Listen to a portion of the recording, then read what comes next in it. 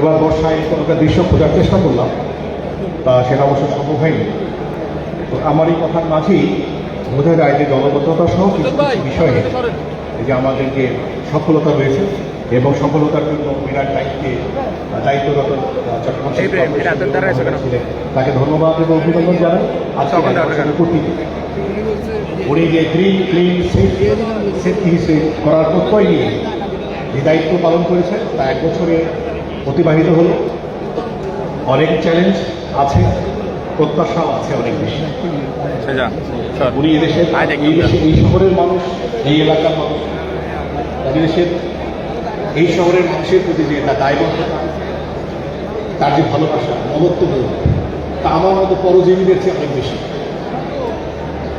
আমার পরজীবীদের চেয়ে অনেক বেশি। সুতরাং আমি সেক্ষেত্রে ওনাকে দেবার মতো আমার কোনো আর বিশেষ জ্ঞানগরিমা নেই। তবু আমি দেশের মানুষ হিসেবে চট্টগ্রামে দুবার চাকরি করার সুবাদে এবং চট্টগ্রাম প্রতি ভালোবাসার সুবাদে আমি 2-1টা বিষয় আপনাদের সামনে স্থাপন করতে চাই, মাননীয় মেয়র মহোদয়ের কাছে উপস্থাপন করতে চাই। চট্টগ্রাম সারা বাংলাদেশের একটা বিশ্বাসের জায়গা। সারা দেশের মানুষ এদেশে নিঃশ্বাস নিতে আসতে চায়। যখনই মানুষ ক্লান্ত হয়ে যায়, ঢাকা শহর সহ অন্যান্য বিভাগে আগায়, তখন চট্টগ্রাম রিজিয়নে, চট্টগ্রাম সহ পার্বত্য চট্টগ্রাম জেলায় মানুষ কিন্তু নিঃশ্বাসের জন্য আসতে চায়। সুতরাং সমস্ত চট্টগ্রামকে আমাদের বিশ্বাসের জায়গায় পরিণত করতে হবে। এক্ষেত্রে বিরাট ভূমিকা রাখতে পারেন মাননীয় মেয়র মহোদয়। উনি অত্যন্ত মন্দিত মানুষ, অত্যন্ত জনপ্রিয়, সজ্জন, ভদ্রলোক মানুষ, পড়াশোনা জানা মানুষ। তাকে অনুরোধ করব, আমি 2-1টা বিষয় উপস্থাপন করতে যে আমার উপস্থাপিত বিষয় প্রয়োজন না হলেও যেহেতু সুযোগ পেলে আমি বলতে চাই। আপনারা এই শব্দ গত 2-3 দিন আগে নিউ ইয়র্ক শহরের মেয়রের কথা শুনেছেন, জাহারান মামদানি। 34 বছর বয়সী এক ভদ্রলোক নিউ ইয়র্কের মেয়র হতেন। তিনি নিউ ইয়র্ক শহরে নাগরিকদের জন্য কিছু সুযোগ সুবিধার কথা বলেছেন, সেগুলো আমি বলবো না। তো সেই সুযোগ সুবিধার সঙ্গে ডোনাল্ড ট্রাম্প কিন্তু তাকে বলেছেন যে তার শহরের বছরে যে $9 বিলিয়ন দিবেন, মানে তার প্রতি তার ক্ষোভের কারণ। কিন্তু উনি বলেছেন যে ধনী লোকদের উপর উনি 2% ট্যাক্স বাড়াবেন, ধনী লোকদের উপর 2% ট্যাক্স বাড়াবেন, অর্থাৎ ধনী লোকদের উপর ট্যাক্স বাড়িয়ে সাধারণ মানুষের সুবিধা দেবেন। আমি এর আগে ওনাকে ইনফরমালি 2-1টা বিষয় বলেছিলাম যে মাননীয় মেয়র মহোদয়, আপনি সুযোগ পেলে বা পরবর্তী যদি সরকার আসবে তাদের সাথে মিলে এই ধরনের একটা কনফারেন্স করা যায় কিনা, যে মানুষগুলোকে নিয়ে চট্টগ্রাম শহরের উন্নয়নের কাজ করবে। চট্টগ্রাম শহরে খুব ভালো একটা পার্ক নেই, যার জন্য আমি অনেকবারই বলেছি, উনি আমার কথা শুনে বারবার হয়তো ভাববেন এই লোক সাথে একটা বিষয়ে কথা বলে। আমি চট্টগ্রাম শহরে অত্যন্ত লঙ্ঘিত একটা পার্ক দেখতে চাই। ঢাকা শহরের মতো রমনা পার্কের মতো একটা লঙ্ঘিত পার্ক দেখতে চাই। আমি এই শহরে একটা বটানিক্যাল গার্ডেন দেখতে চাই। আমি শহরে একটা অ্যাকুয়ারিয়াম দেখতে চাই। 3টা জিনিসে এই শহরে করা সম্ভব।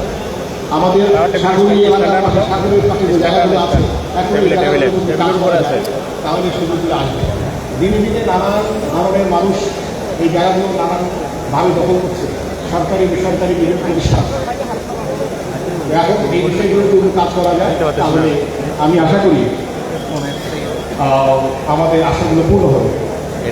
আরেকটা বিষয়, চট্টগ্রাম যদিও আমার মানায় না, তবু বলে চট্টগ্রাম আমাদের প্রাণের জায়গা হচ্ছে চট্টগ্রাম বন্দর। চট্টগ্রাম বন্দর নিয়ে বিভিন্ন সময় কথাবার্তা আসে, বিভিন্ন উন্নয়ন প্রকল্প নেওয়া হয়।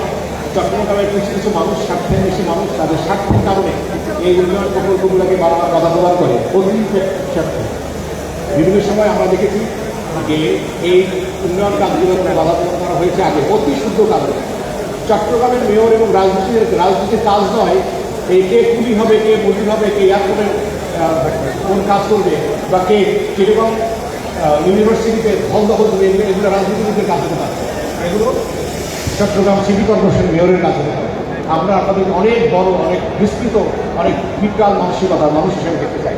আপনারা আশা করি এই বিষয়গুলো থেকে, এই সমস্ত হীনবন্য মানসিকতা থেকে আমরা সবাই যেন সরে এসে আমাদের চট্টগ্রাম উন্নয়নের কাছে। আমরা জানি চট্টগ্রাম বাসে সারাটা দেশ বাসে। আমি ব্যক্তিগত চট্টগ্রাম মানুষ নই, কিন্তু চট্টগ্রামকে আমি ভালোবাসি। আর আরেকটা জিনিস হচ্ছে যে এখান থেকে বেশি করতে না আইন শৃঙ্খলা শব্দ, কিন্তু আইন শৃঙ্খলার সাথে সম্পর্কিত একজন মানুষ হিসেবে আমার মনে হয় আপনার সবাই আইনের প্রতি শ্রদ্ধাশীল থাকবেন।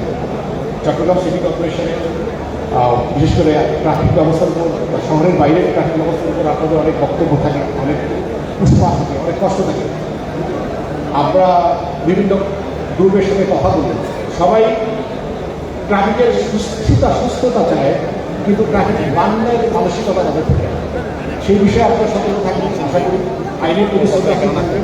গতকাল একটা ঘটনা ঘটেছে, আমি এই সঙ্গে রাজনীতির সঙ্গে সম্পর্কিত ব্যক্তিদের বলতে চাই, আপনি নিজেও জানেন যে আপনি কার সঙ্গে চলা উচিত। আপনার পাশের লোক কারা, কারা দুষ্ট, কারা দুষ্কৃতিকারী, তাদেরকে পরিহার করে আপনাদের জীবন চলতে হবে। আগামী সংসদ নির্বাচন আসছে সামনে, আপনারা যদি এই ব্যাপারে সচেতন না হন তাহলে নিজেরাই বড় বিপদে মুখে পড়বেন।